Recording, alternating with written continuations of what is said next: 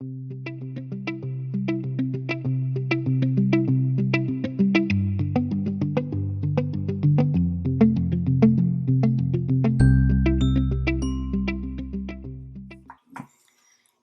contested divorce is basically a divorce where you and your spouse are not in agreement on maybe any or all of the issues that would need to be decided in the case. And so typically what happens in a contested divorce is usually you have one spouse who will hire an attorney to start the divorce process. And the way that you start that is the attorney would file a petition for divorce with the court where at least one of the spouses has resided for 90 days. And also in Texas, you have to at least live in Texas for 6 months before you would meet the jurisdictional requirements to file here. So once the original petition is filed, some of the other issues that go along with that is determining if temporary orders are needed. Basically, temporary orders are orders that would go into effect shortly after the divorce is filed, and they would remain in effect until the final decree is entered, unless somebody asks to modify them in the meantime. Temporary orders are usually needed if there is property, if there's children involved. Basically, it's meant to kind of keep the peace and let everybody know what's expected while the divorce is pending so that there's not complete chaos.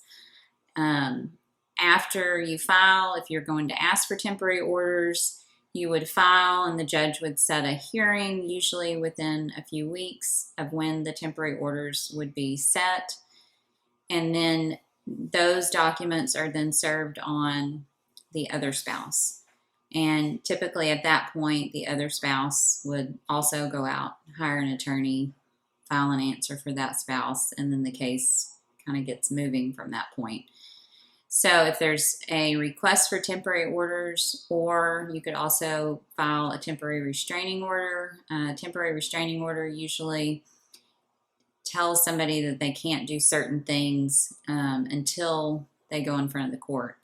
A temporary restraining order is good for usually 14 days unless it's extended.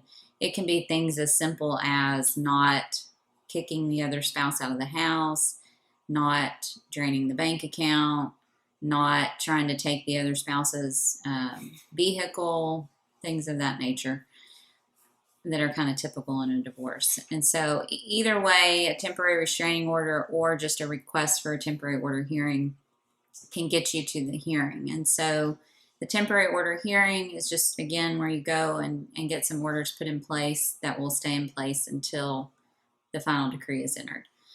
Next step after that is usually going to be gathering information to find out what property there is, what debts there are. Sometimes that can be done informally between the attorneys. They can agree that they're going to produce certain things, provide certain information.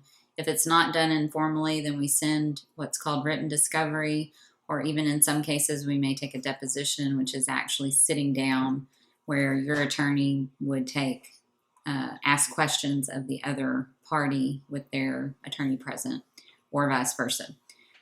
Not necessarily mean that all of those things happen in every divorce, because divorce cases are very different. It's definitely a case-by-case basis.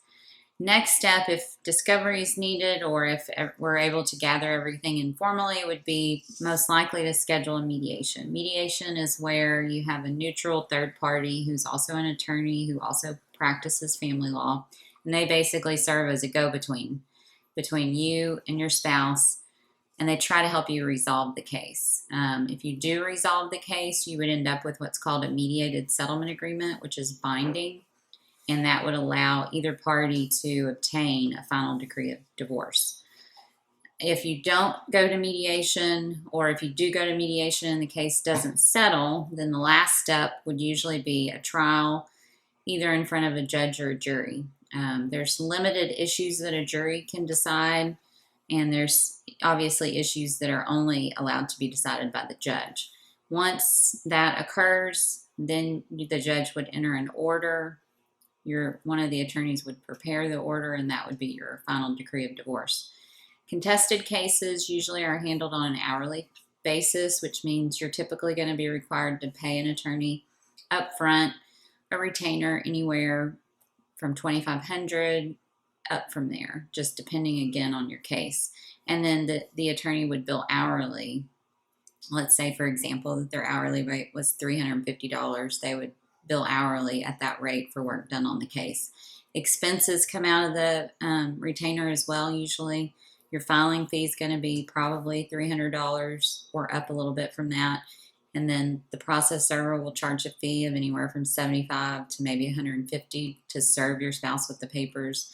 And so all of those expenses, again, vary case to case as to specifically what they would be. But those are expenses that you can expect to incur in a contested divorce. I recommend to anybody that's going through a divorce that you contact a qualified attorney, ask questions, and get advice that can help you move through the process with as little complication as possible.